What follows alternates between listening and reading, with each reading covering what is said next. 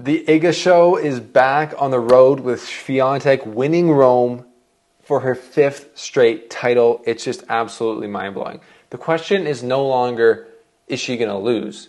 It's, is she going to lose ever again? Going into Roland Garros, it's now just Iga versus the field, which it has been in these tournaments, but it's just even crazier going into a slam.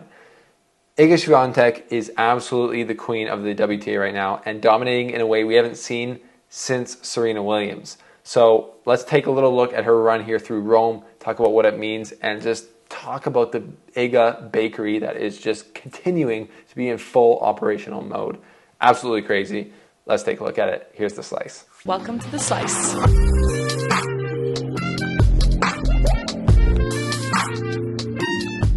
All right. So the slice is that Iga Show is back, and after skipping Madrid, she took the rest she needed.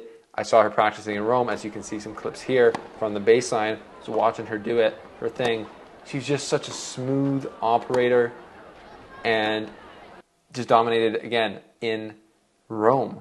Taking out Ons Jabeur in the final, which is a great final, and Ons Jabeur has been playing obviously amazing after winning Madrid. But then you see Swiatek come back, who's the queen of the tour right now, and just the difference in class there almost.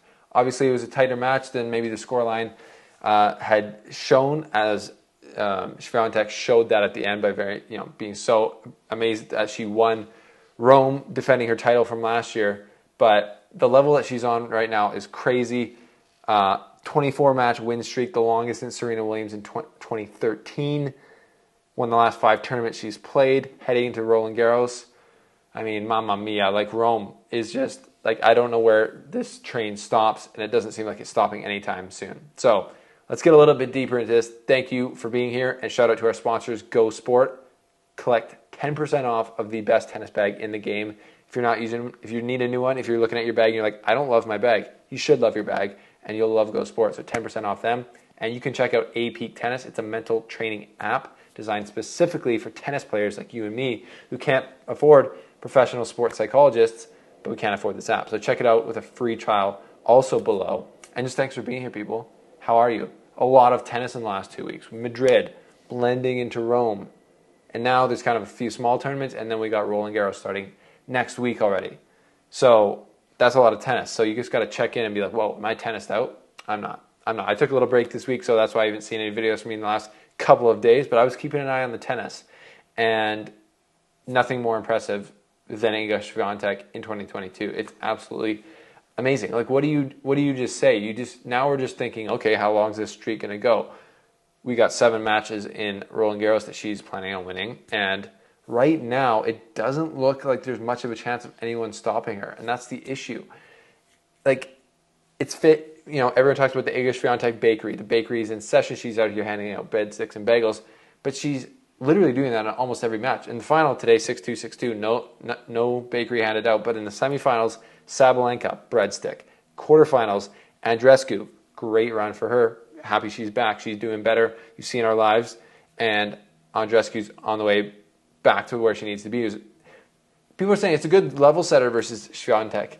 But is it? Because everyone loses to her in like pretty shocking fashion. So you just lose, and then you're like, well, everyone else lost, so how do I really compare to everyone else on the tour? So I don't know if it actually is a good level set, but it's a great practice. And actually, Bianca did a bunch of things that actually really worked out against Swiatek in the first set. Obviously, bagel in the second set, so not there. Azarenka, breadstick in the third round. Rus, bagel in the second round. So it's just everywhere, left, right, and center from Iga. And yeah, there's not much else to say other than that's the question. It will be absolutely shocking when she loses next.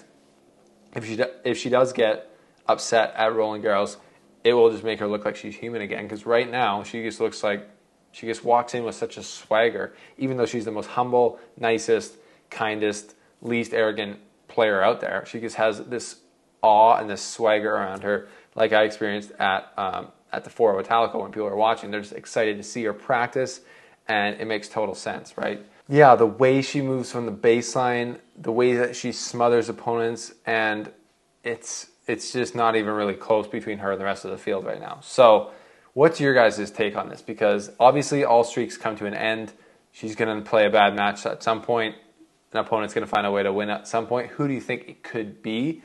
Because as deep as the WTA is right now, it doesn't feel like there's that many players who have like really good chances to beat her based on the way that Iga plays and the way that she's beating opponents currently. So what are your thoughts on that?